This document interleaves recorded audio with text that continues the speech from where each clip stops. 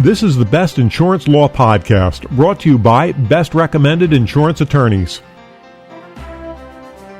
Welcome to Best Insurance Law Podcast, the broadcast about timely and important legal issues affecting the insurance industry. I'm John Zuba, Managing Editor of Best's Recommended Insurance Attorneys. We're pleased to have with us today attorney Francisco Torres from the law firm Santamarina Steta in Mexico. Francisco is a partner with the firm. He practices in the areas of insurance, mergers, acquisitions and joint ventures, project finance and infrastructure and economic competition and antitrust.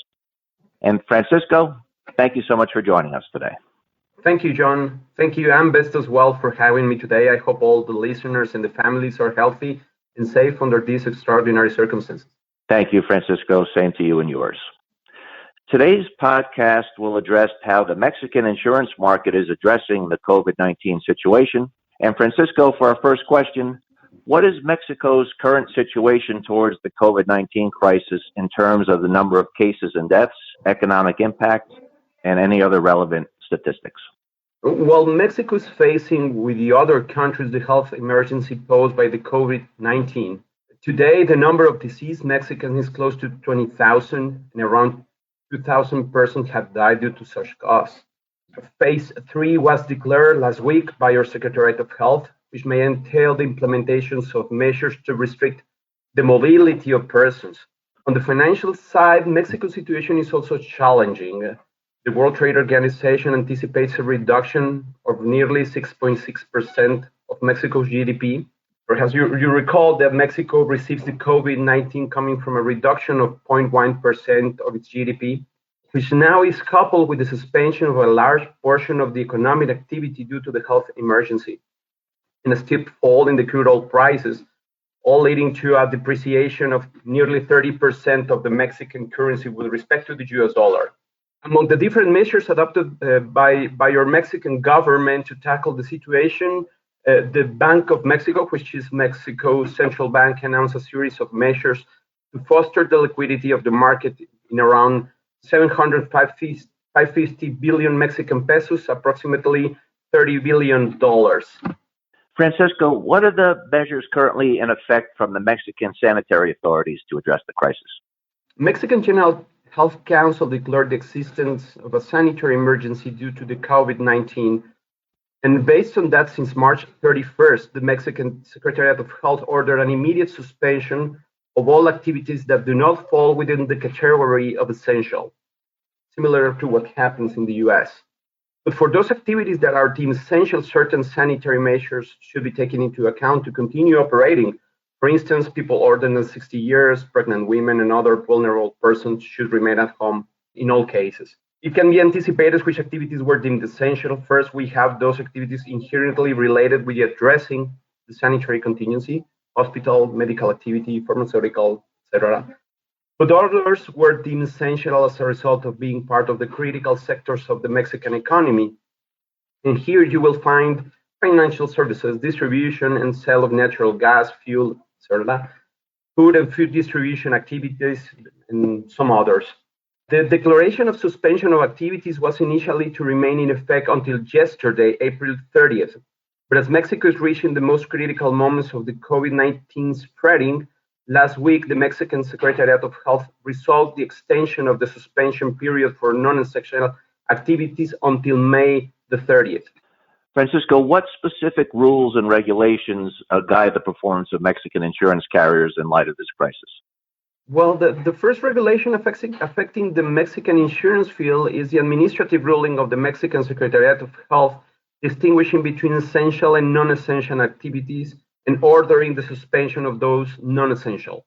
The insurance industry has long been regarded as part of the financial sector. Therefore, for being essential, an essential activity, insurance carriers can continue operating subject to the sanitary measures in place. Aligned with this measure that I've just mentioned, the insurance regulator, which is in Mexico, which is the Mexican National Insurance and Surety Commission, adopted certain rules ruling the insurance and surety activity. First of all, the National Insurance and Surety Commission suspended its activities as well as the elapsing of certain legal terms and period related to the current and future application and request for authorization and the filing of certain regulatory reports. But for other reports, the legal terms for their submission remain. Also, for some procedures that require the filing of the physical form of documents, the Mexican regulator enabled an email to submit documents electronically. Also, the insurance regulator has allowed insurance carriers the issuance of endorsements of general applicability, allowing for an extension in the payment of premiums for up to 60 days, which with a clear intention to benefit policyholders and insureds that are facing financial constraints as a result of this crisis. Also, another commission, the National Commission for the Protection and Defense of the Users of Financial Services, which is an agency that users of financial services, in particular also insurers and policyholders, can direct to claims seeking amicable solutions with the mediation of this commission. This commission I'm referring to also suspended activities. For those insurance agents and natural persons which authorization had to be renewed during the suspension period, the authorization is deemed as valid and in effect through though not renewed, so those agents can continue offering insurance products. Also, in connection with all of this situation, the National Insurance and Security Commission circulated a letter that causes certain controversy in the field, as it recommends not to distribute dividends to their shareholders in order not to diminish the solvency of insurance and surety companies, while at the same time requests to inform to such commission when such recommendation was not to be followed by a carrier. The immediate reaction of the industry, represented by the Mexican Insurance Institutions Association, was to highlight the healthy level of solvency and reserves maintained by the carriers, among other reasons. Francisco, what's been the position adopted by the insurance market in terms of covering losses related to COVID-19? Oh, thank you, John. Well, the perspective of private, if we can separate it, the query, we can address it from private medical insurance perspective. And in this regard, Mexican carrier has extensively reaffirmed their commitment to indemnify those claims from insurers and beneficiaries related with the COVID-19. It certainly sends the best message to the policyholders and the market as a whole, as this crisis relates to what we value the most, which is our health. With respect to damage product insurance, Mexico's industry is similar, and particularly speaking to business interruption coverage.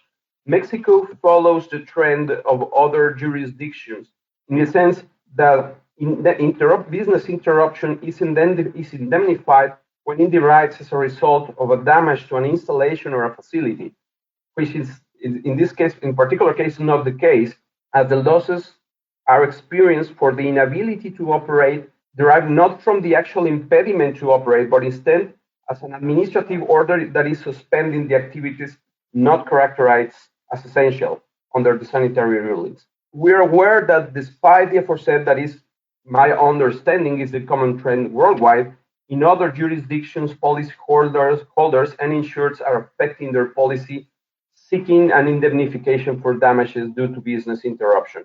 In Mexico, I think we will have to wait how the situation develops. Certainly, this would trigger a massive review of policy terms and pricing to address the demand for coverage.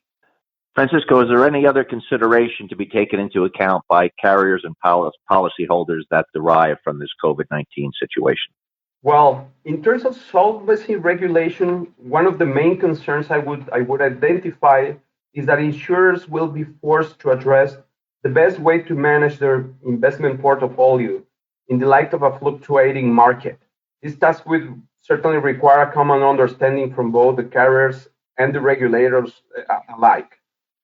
On the product side, one aspect that has raised my attention is that home office has become the widespread practice to maintain the economy running.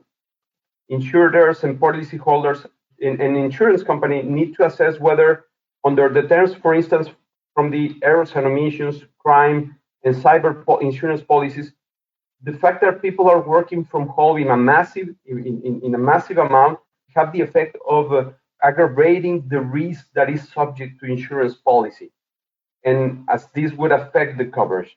especially with respect to industries that relate to the proper handling and use of confidential, sensitive information of individuals and corporations.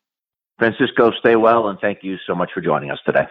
Thank you again, John, and Ambassador, for inviting me. All the best. That was attorney Francisco Torres from the law firm Santamarina Steta in Mexico, and special thanks to today's producer, Frank Bowinkle. And thank you all for joining us for Best's Insurance Law Podcast. To subscribe to this audio program, go to our webpage, www.ambest.com/claims resource. If you have any suggestions for a future topic regarding an insurance law case or issue, please email us at lawpodcast@ambest.com.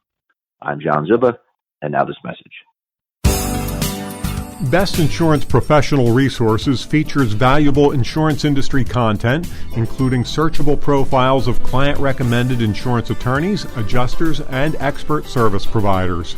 Brought to you by AM Best, known worldwide as a respected source of insurance industry news and information. Visit ambest.com/claims resource.